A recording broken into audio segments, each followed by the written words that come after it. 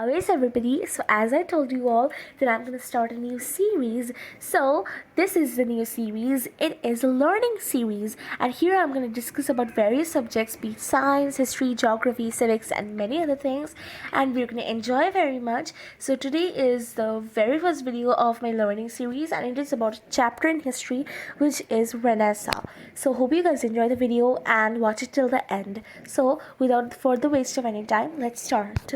So as we can see, the Renaissance means rebirth in French, and Renaissance was a time period following the Middle Ages that lasted from the 1300 to the 1500s. There was a renewed interest in learning about the achievements of the ancient Greeks and Romans. The Renaissance had its beginning in Italy. So as we come to know that Italy was the place where Renaissance began, and there was also a renewed interest in learning about the achievements of the ancient Greeks and Romans.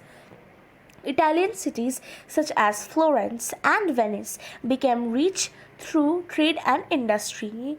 These cities became the center for many artists and sculptors. So as you can see, this is the city of Florence, while this is the city of Venice. And these Italian cities became rich through trade and industry. Now we are going to learn about a topic which is humanism.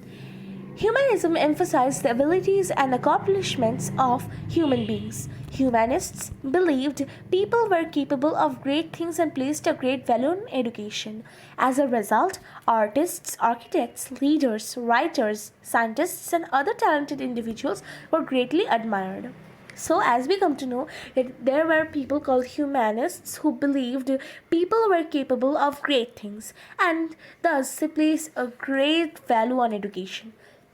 As a result, artists, architects, leaders, writers, scientists, and other talented people were greatly admired by humanists. So, as we continue about humanists, scholars encouraged a new way of thinking and learning, and humanities was that kind of topic which included history, poetry, and grammar. So as we move on, Renaissance art. Oil-based paints were used for the first time. Artists began to paint in perspective, 3D, and use shading. Artists painted everyday life instead of religious scenes. So as we come to Renaissance art, we see that oil-based paints were used for the first time, and the artists also began to use perspective 3D, and they also began to use shading, and the artists painted everyday life scenes instead of the religious scenes. So now we come to a famous painter and sculptor who was Michelangelo. So as we move on, these are some of the works of Michelangelo, and like for example Pieta, art pencil sketch, creation of Adam. These were some of the most popular work of Michelangelo. Now, as we move on, we come to another famous person who was Leonardo da Vinci. He was a great painter, sculptor, architect, scientist, and engineer. Now, as we move on, Da Vinci, we will talk about him. The first scientist to perform human dissections of the body to study anatomy was Leonardo da Vinci. He even painted very realistic pictures such as the Mona Lisa and the Last Supper. He drew the first sketches of man in flight using wings.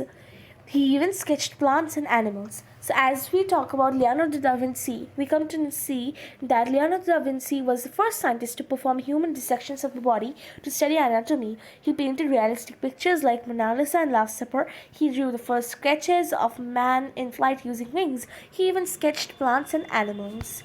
So this is the picture of Mona Lisa, as you can see, and we talked about Last Supper as well, and this is the picture of the Last Supper, which was drawn by Leonardo da Vinci as well. So these two pictures are very famous, and they were drawn by Da Vinci.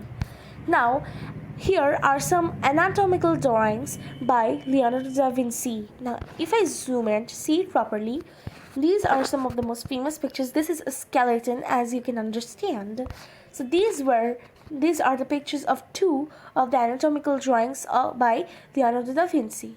So that was it for my first part of Renaissance. Next part is going to be uploaded very soon, so wait for it, and hope you liked this first part of my Renaissance teaching. If you liked it, let me know in the comments below what kind of subject should I do next and what chapter should it be. Hope you enjoyed it. So if you liked it, smack the like button, comment, subscribe, and click on the bell notifications, and I'll see you on next day. Bye.